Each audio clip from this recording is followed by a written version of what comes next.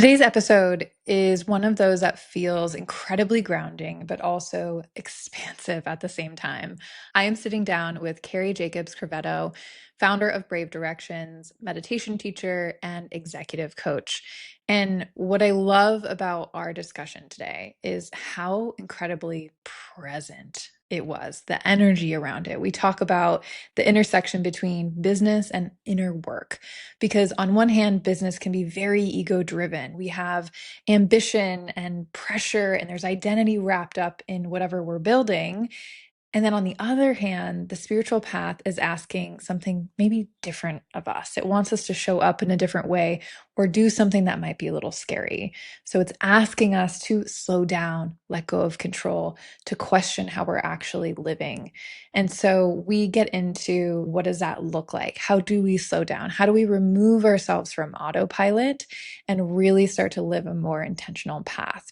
So today's episode is not just about what does that awakened state look like for you, but how do you integrate it so that your life begins to flow a little bit easier?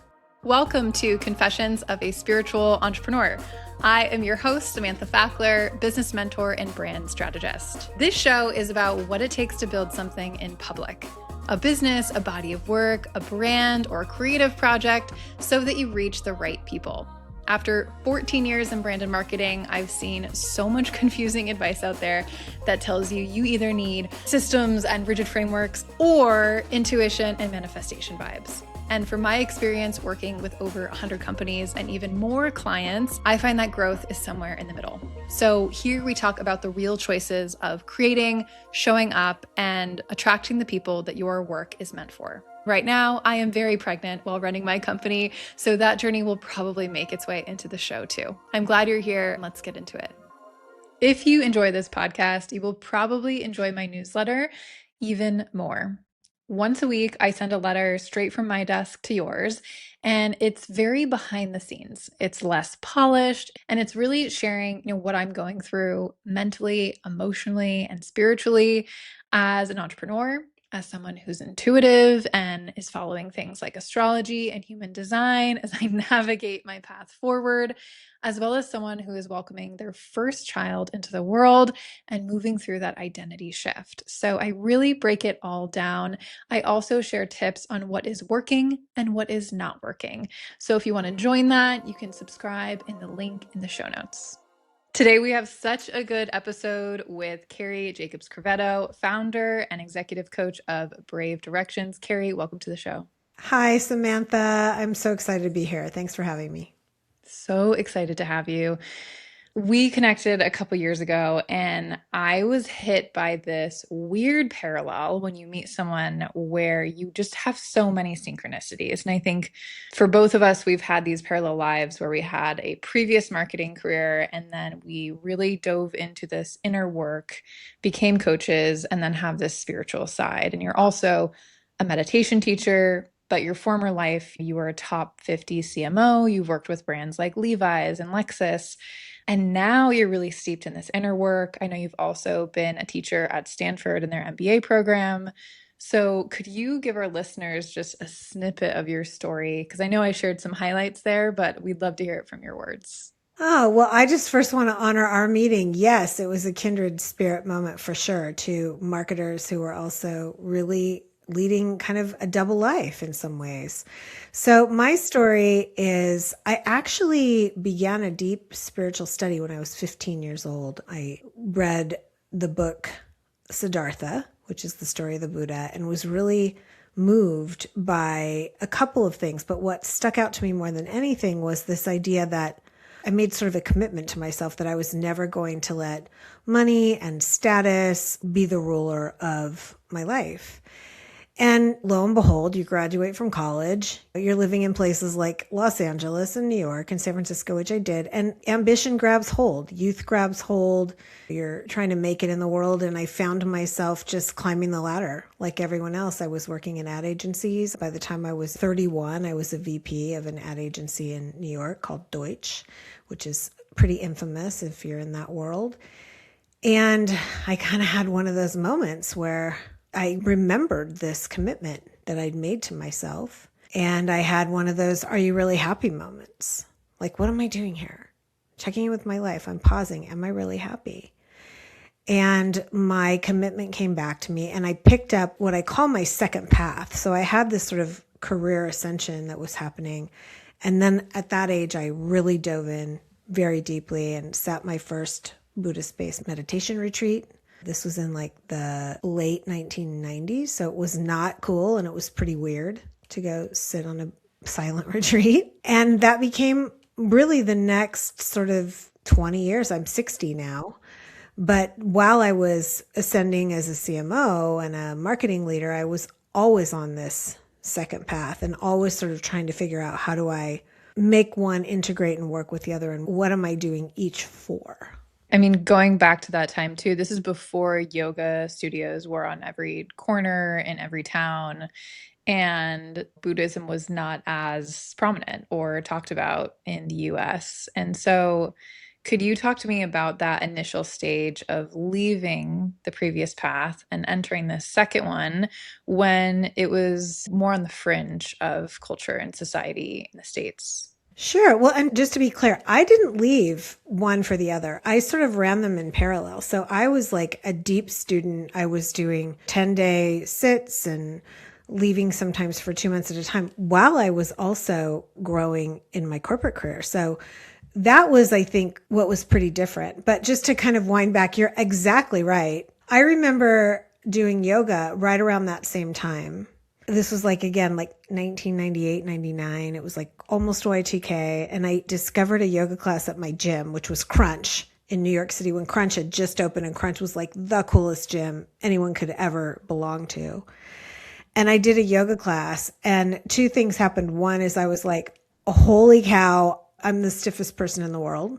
How do people even do this? It was horrible and exhausting. And then the second thing I was struck with was I felt something. I felt a sense of a spiritual center that I hadn't felt before. So at that time, like you said, it wasn't that common. I'm sure there were many more than I found, but I feel like there were a handful of places in Manhattan. And I ended up at a Kundalini yoga center first, and then Jivamukti. I would be like, just to make it real for people, everyone was like 60 and 70 years old, and I was like 30.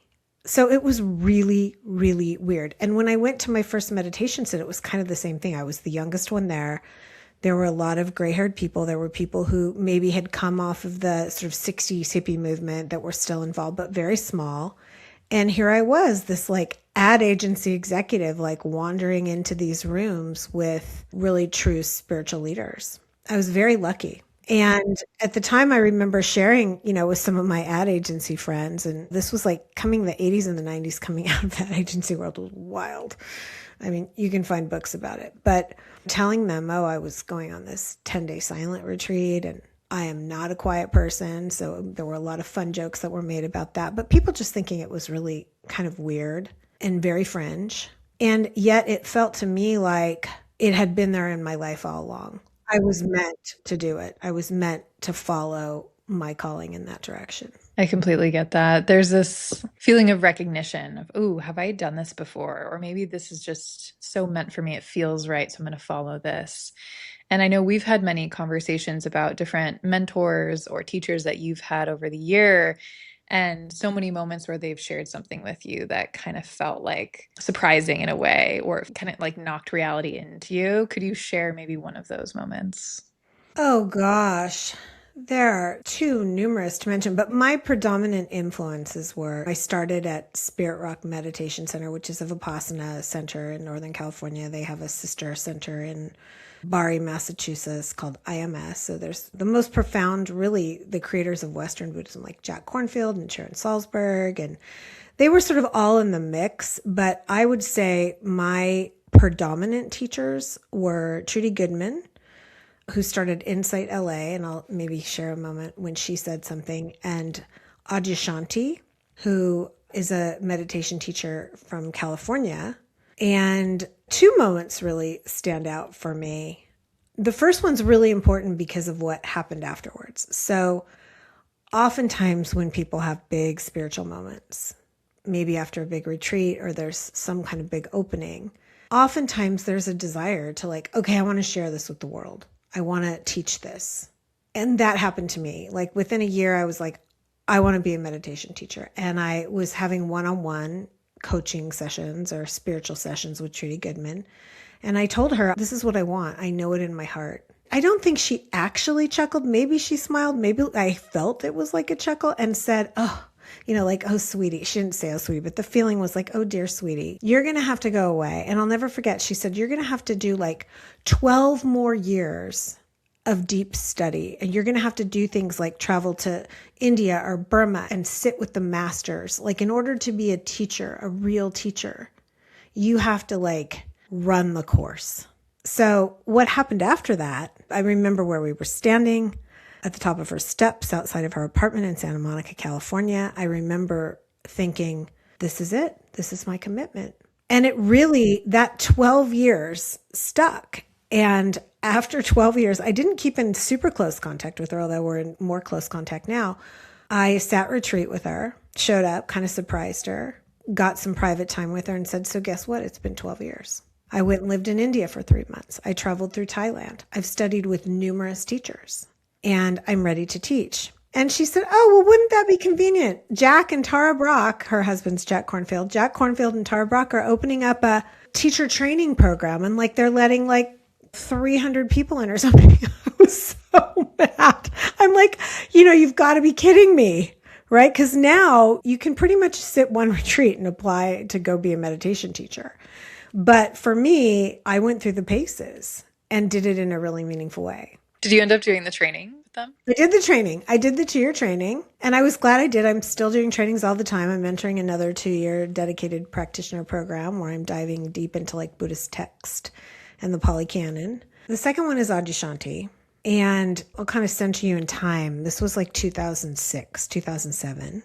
I had just turned 40. I took a year off and traveled around the world. And in that year, I spent 3 months in India. In that time, of that 3 months, a big chunk of it was sitting in silence with a teacher from Bolinas named Candace O'Denver.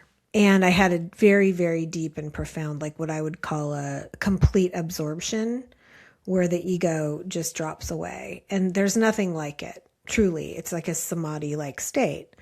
And sometimes they last for an hour, and I'd had those before, a day or a week, but this one was really lasting. It was several months. I went on to travel into Thailand and went on to travel to Burma. And as I traveled, I was aware that I was in this altered state. But when I got back to the US, with all due respect to the US, I don't think I realized how difficult it was going to be for me to live with a wide open, completely exposed heart and very little egoic catch at that time. And it sent me into, I don't want to call it a depression. And for those of you who are listening out there who've experienced something like this, it's sort of like a, why am I here? It's like an existential moment. Like, what am I actually doing here? I don't really get it.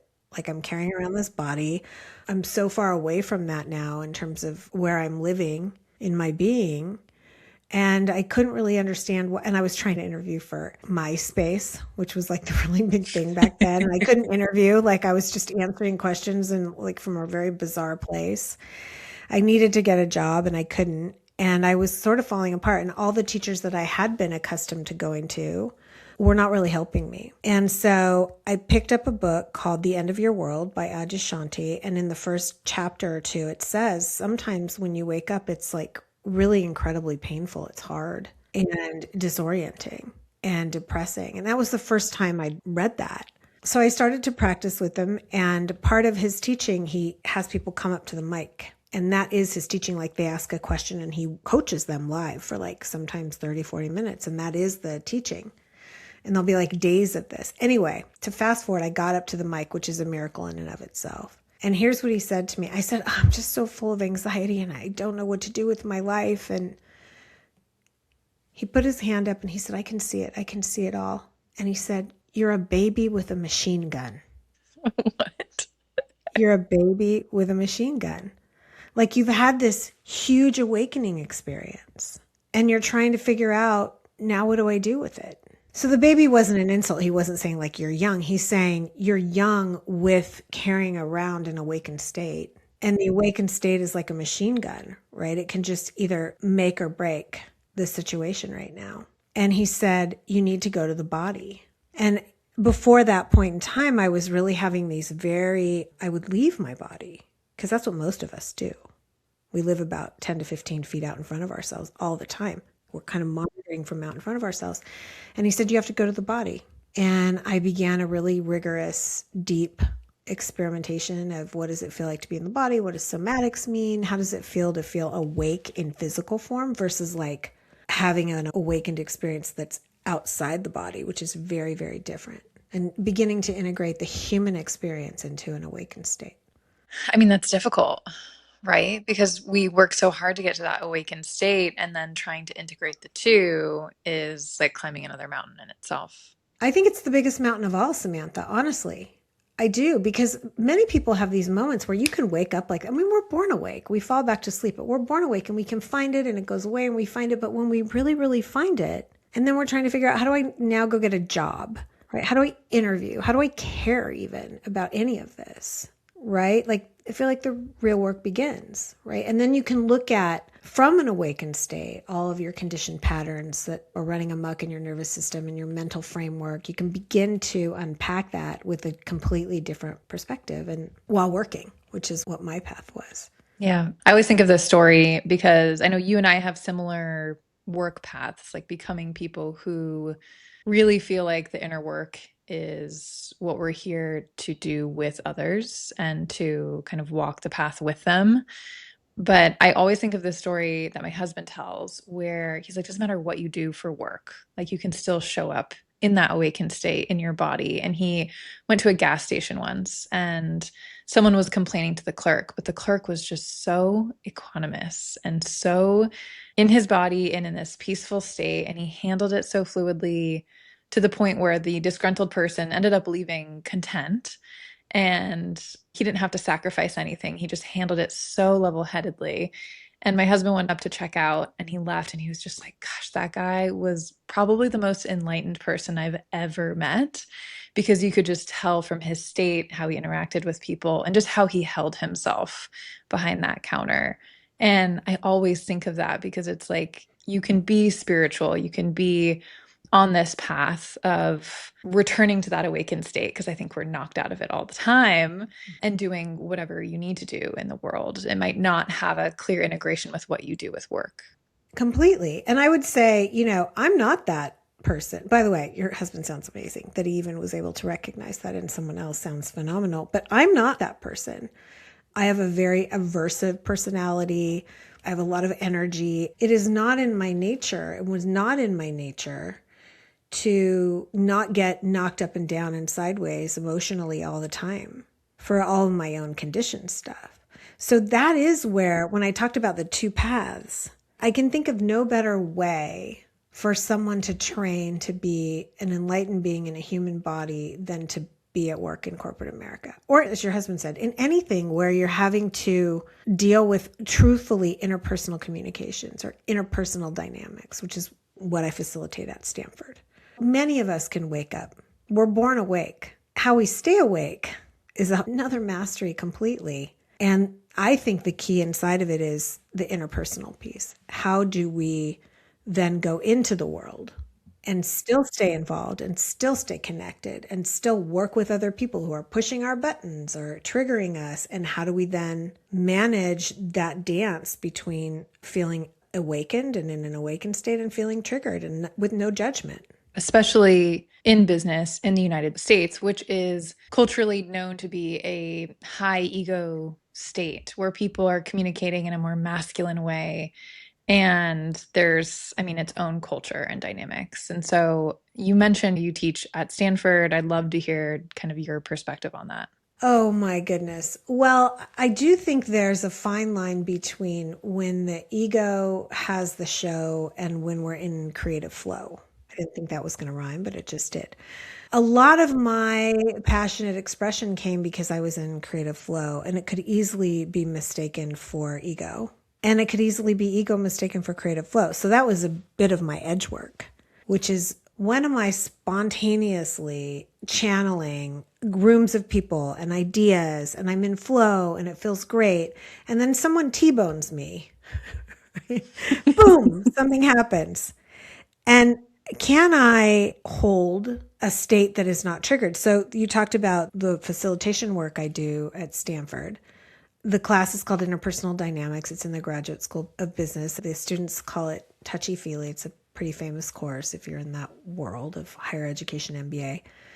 And it's really designed to teach people interpersonal dynamics at the individual level. So, what's happening inside me at any given moment, which, by the way, is step one. Most people don't even, like I said, they live 10 to 15 feet out in front of themselves. So, the ability to drop into your own body, to drop into your nervous system, to drop into a feeling state, to name what you're feeling is like a chunk of the battle. Then there's how do I now stay connected to that and take in someone else? What is their intention here? What is the impact they're having on me? What is the impact I'm having on them? Slowing it way down to be super conscientious of those moments. These come up in business every day. They come up at the cash register every day, as your husband experienced, right? And then the third piece is how do you then manage to group dynamic? What is the effect that one or two or five or the group itself is having on the totality of group, i.e. a team? It's a lot to manage. It's a lot to be processing. And it's a whole lot easier when you've done some Buddhist meditation practice, which teaches you about your own nervous system, about mental states, about states in general. It's different coming to it from that perspective. And I wasn't facilitating or teaching the course when I was going through it myself. So it was quite clunky for me to try to manage my own way through it as a leader. I was not great a lot of the time. But those moments were also my big kind of go home and collapse into myself and feel horrible for getting caught in my ego again or getting caught up in emotion or feeling too clingy to one of my ideas. And then that's the training. That's what I go home at night with and sit and reflect on, like, what happened there? Yeah, absolutely. Yeah, I think meditation is so interesting because it is this place of stillness and awareness and understanding, okay, what just happened? Or how do I connect to myself? Or how do I process what I just took in from another? Reviewing kind of different interactions and things while still staying present, or at least that's how I view it. It's kind of this chamber of a space for me personally. And I know you teach meditation. So I guess when it comes to meditation for this specific context of being in business, managing yourself, taking in how you're affecting others, taking in group dynamics, are there any specific meditation practices that you think support that? Yes and no. Anything that seeks to disconnect the wires that have built themselves a nest in your brain and are spinning around like AI, which is what we are up there. When our brains, we're really AI. And so when we can suddenly get outside of AI, there's a whole nother location. And most of us don't know that. We have a hunch of it, like maybe we're driving. And have you ever noticed, like, you drive your car and you just kind of drive along and you've been doing it for so long that you just like put the blinker on and do the things and it's all happening while you're having a whole nother conversation. Those are like two modes that are happening at the same time. And in many ways, the practice of locating multiple points of contact in our being is very similar. Or like people who run, like runners, or skiers, like they're doing these sports and their body is doing something that they've trained their body in a very specific way to do. And they're listening to music and they're having a conversation in their head. Well, this is similar, except that you're disconnecting and you're kind of disengaging from the stories that the AI is telling you and that this AI has been telling you and that the AI thinks is itself, by the way. The AI thinks I'm Cari and this is all the stuff that makes up I'm a this and I'm a this and I'm a this, but there's a whole nother location. So the AI can keep driving the car, but we can be living in a whole nother location. And that can come in the form of, I'm teaching a retreat in September and I'm a big fan of silence and stillness and connecting with nature as a way to hear ourselves and find ourselves. But I'm also a big fan of the creative act, as Rick Rubin talks about. Like you can find that same disconnection from mental construct in a painting. Yeah, absolutely. That's always been writing for me. Writing is how I get my thoughts out on a page. Otherwise, I can get spun up in the head or the AI. And an example that I come to often is A few years ago, I had this altercation with my sister. Like we were just in this argument, like sisters do. And when you're arguing with a sibling, you revert to the younger child version of you. And I remember getting off the phone with her, feeling kind of angsty. And then I was like, I need to just drop into a meditation here and just come back to my body and out of my head. And then I ended up sitting for like 2 hours, which is not very common for me, but I just really needed the space. I had the space. And I remember towards the end of that, I kind of had this question percolate, and it was, how can I navigate this more smoothly with her so that we can actually connect and not get locked into battle over these trivial things? And I remember it was like my hand just went to my heart. And it was like my body moved of its own accord, and there was this intelligence in it. It was very clear that the answer was just compassion, like show her compassion, even when she's angry. And so the next time we got into it, that's what I did. And it allowed us to actually let the walls down and have a genuine conversation, and honestly changed our relationship for the better. And so, what you're talking about with us being on autopilot and kind of living, driving the car, thinking about stories, doing all these things, meditation can be this space where we come down to it. It can also be in the creative act, too. Absolutely. I love this story about your sister and this idea of compassion because at the end of the day, now, of course, we can speed past 1999. We're in 2026. Like many people go on retreats. I think almost everyone does yoga. I feel like, right? If you're doing any exercise at all, you're probably incorporating something like that. More and more people are doing psychedelic journeys. More and more people are opening up all kinds of parts of themselves. And it's always important for me to then look at application. Because I can become enlightened, and then what am I going to do with that is the big question. Like if you're chasing enlightenment and you find enlightenment, and then you're like, oh my God, I got it. I got it. I'm living as awakened awareness. Awareness is the animation that powers every single one of us, and it's exactly the same. What's powering you is the same as what's powering me. Great. Now what? And this story about your sister, where it's like, okay, you went and you stopped the crazy, your hand went on your heart. And I'm imagining there's a moment when you connected to this awakened awareness. It's like a textural sensation that powers and animates everything. Your cat, your dog, us, plants, curtains. And in that, what was born of that was love and compassion. It has an intelligence inside of it that yields kindness or slowing down, making choices that keep us connected versus disconnected. So just this application piece is so important. Yes. And I know, especially with plant medicine and retreats in general, it's like you can go, like you said, get the knowledge, the wisdom, have this incredible experience, but you need to integrate it into your life. So that is where application comes into play. And specifically, I think with business, and you and I have talked about this briefly before, but how do you think spirituality can play more of a role in business than it does today?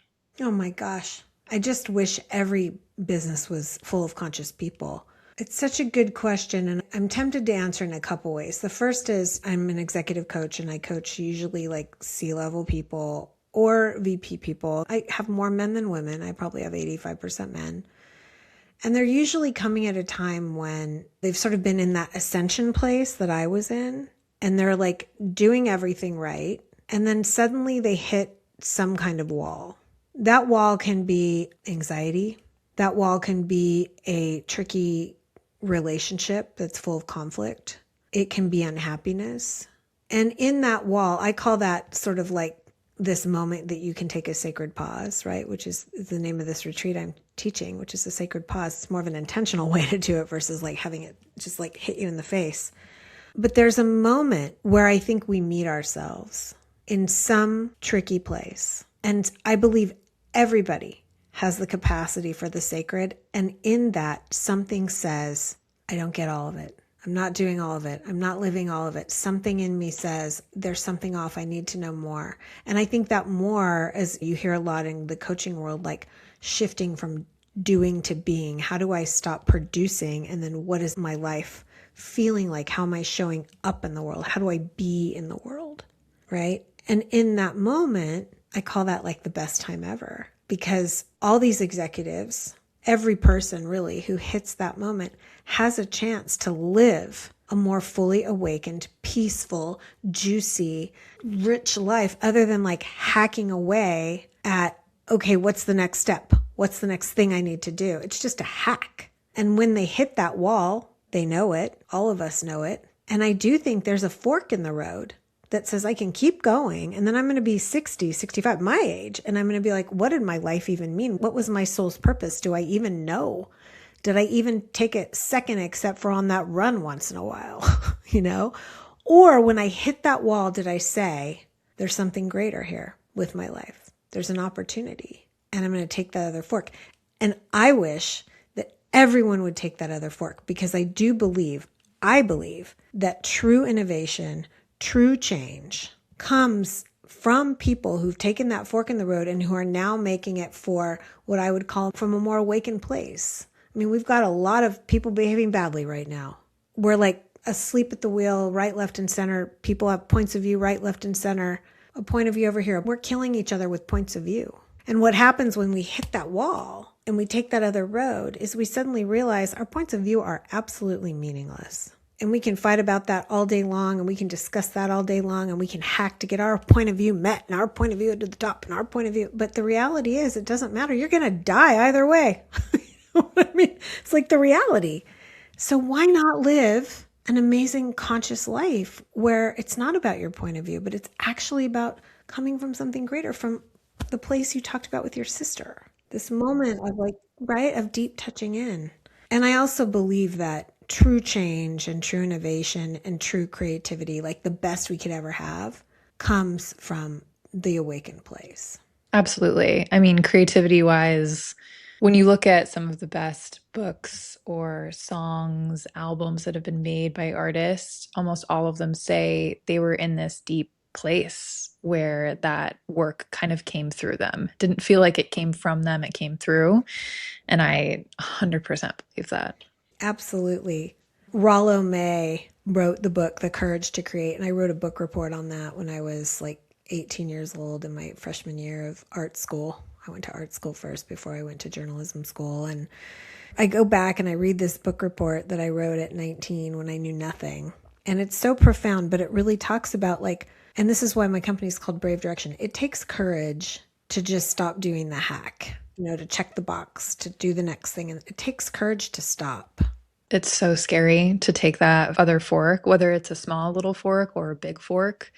I think all of them typically start out with so much fear because it's different. You're being asked to do something very different than what you're used to.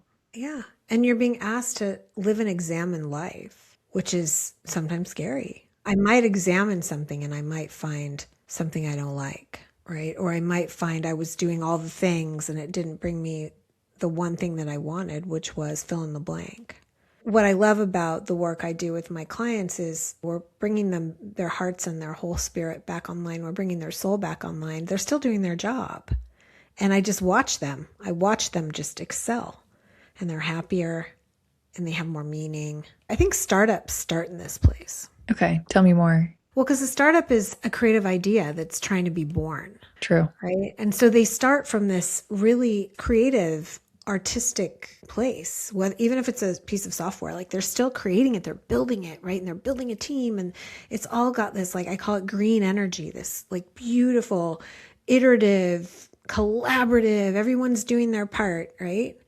And you can literally watch companies begin to kind of contract into their own egoic place. Like companies are almost like a child being born, right? It's born and it's got wonder and it's like, you know, rolling down the hill and picking the grass and playing in the sand. And then slowly the child begins to get signals like this is right, this is wrong, this is bad, I've got opinions, your opinion's not right, my opinion's right. And they begin to contract. You see companies do this. So my job is to try to move them back into an open state. Yeah, I think it's so important. Your perspective on that is so clear. How can we try to come back to this present awakened state, stay in that creative flow when the pressures will ramp up, when even ego might ramp up? Because I've seen that same pattern too, especially in my advisory work with startups. I've actually seen this pattern play itself out over and over and over across industries where company does well, founder starts to get some spotlight. There's more voices in the room, more advisors, maybe a board is involved. And then suddenly something doesn't start to work out anymore. And then there's panic. And then there are rash decisions. And then, specifically with marketing, too, they shove all of the answers onto the marketing team, exhaust their team. All of a sudden, it's like Pandora's box opens. And then that founder can either get real with themselves, course correct, and I've seen that too, or things can absolutely fail. And it's so interesting to see that pattern play out. And coming back to the spiritual perspective of it, of, okay, how can that founder take care of themselves, understand how they're leading the ship, understand how creative flow is happening here, how they're interacting with people, and how they're ultimately affecting the group.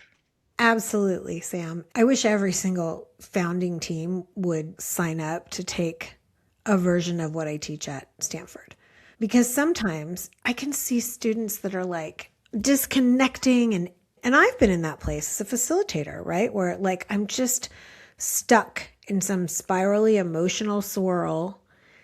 And then you get into a room and you use conscious tools from a very deeply awakened state where I'm in touch with my body, I'm in touch with my nervous system, I'm in touch, I'm listening, and it's like done in 10 minutes.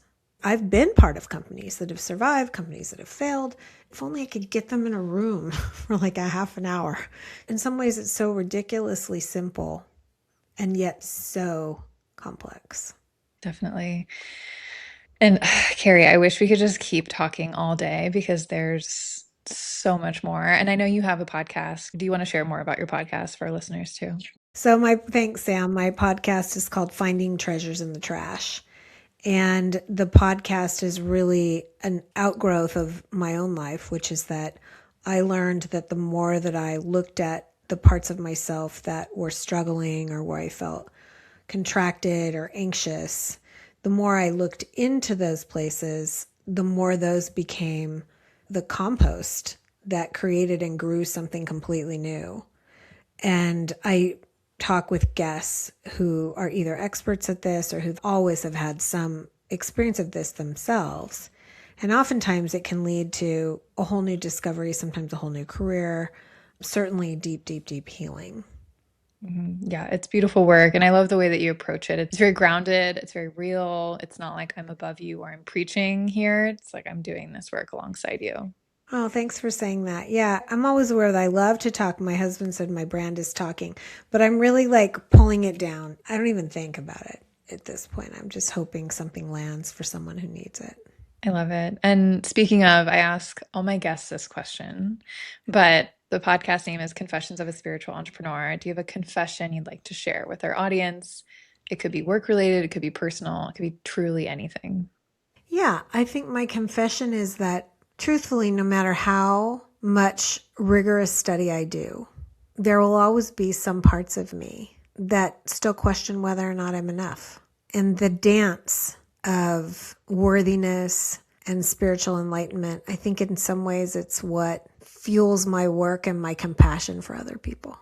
It's beautiful. Yeah, I think that dance is so common. I would agree with that. I have that same tendency for sure. It's just constant, isn't it? It's like this work is never really done. It's just so human, right? What would your answer be today?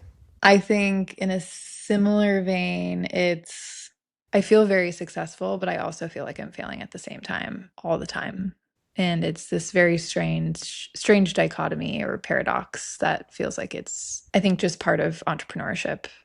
And so I'm learning to grapple with that. Yeah, and I hear that so loud and clear from you.